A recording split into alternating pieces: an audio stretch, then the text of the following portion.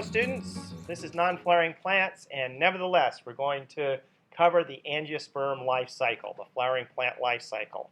So let's go for the overview here. We have seeds. Now the seeds and angiosperms are a little bit special.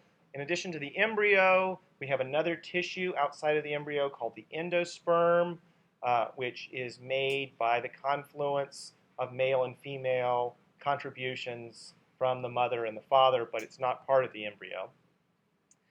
That is inside of the seed. Seeds are dispersed as usual. They grow up to be sporophytes, and then they make flowers. The flowers have some special structures that we'll get into. One of those special structures is the carpel, and that is a structure that encloses the ovules and then ultimately the seeds.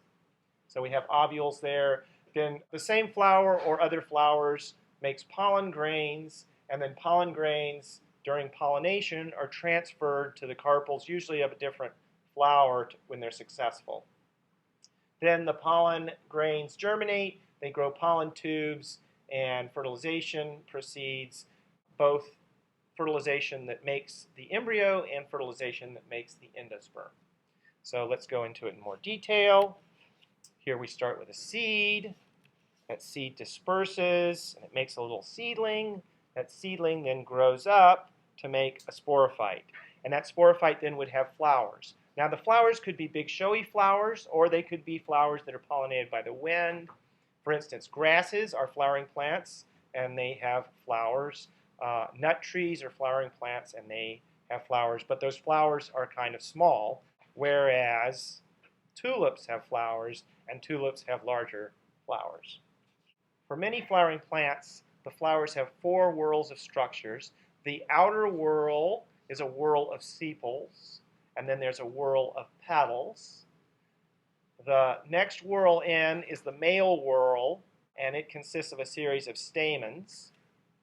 And then the central whorl is a whorl of carpels. The carpels will have ovules inside of them. Here's a blow-up of an ovule. It has two integuments on the outside, then there's a nucellus, and there's of course a micropyle, but there's no pollination drop in these things.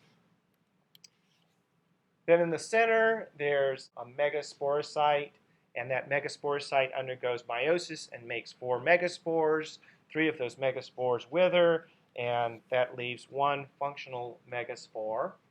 That functional megaspore undergoes a few mitotic divisions, and it makes a female gametophyte, a megagametophyte. And that megagametophyte we call an embryo sac. So in this case that's diagrammed, we have an embryo sac that consists of 3 antipodal cells, an endosperm mother cell that has 2 nuclei called polar nuclei, an egg, and then a synergid cell on either side of the egg. That's the megagametophyte or embryo sac. Okay, let's go back and look at the male structures. So we have stamens. At the top of stamens are anthers. Those anthers have a series of microsporangia, 4 in this case. The microsporangia contain within them microsporocytes. The microsporocytes undergo meiosis and make microspores. Those microspores then will divide a couple times and make pollen grains. So pollen grains are microgametophytes. Those pollen grains will consist of a couple of cells that you can see, a generative cell and a tube cell. You can usually see both of those. And then those pollen grains will be dispersed during pollination. Pollination could happen by insects or by hummingbirds or by bats or by wind. Lots of different types of pollination. Pollination is the movement of pollen grains from the stamens that produce them to stigmas, often of flowers of a different plant. And then the pollen grains germinate and they grow a pollen tube. That pollen tube will have 2 sperm nuclei inside of it. It will then get to the egg and fertilize the egg, and that makes a zygote. And then the other sperm nucleus, in this case, fuses with the polar nuclei of the endosperm mother cell to make endosperm. In this case, endosperm is a triploid tissue. It's nutritive. It grows around the embryo. In other flowering plants, the endosperm could be of a different ploidy. So we end up with an immature seed that then matures. It's inside of an immature fruit that then matures. Inside of the seed coat, we have endosperm. And then inside of that, we have an embryo. So I've made this little poem for you.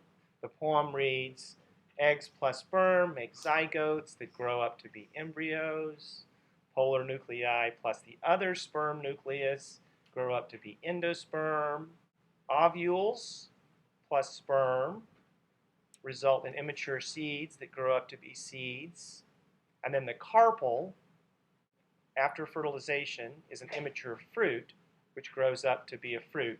And a fruit can be something that is dispersed by birds and it's fleshy, or it can be something that has wings and disperses the seeds that way, or it can be something that opens up and releases the seeds, and then the seeds disperse, but the carpel wall, the fruit, remains on the mother plant.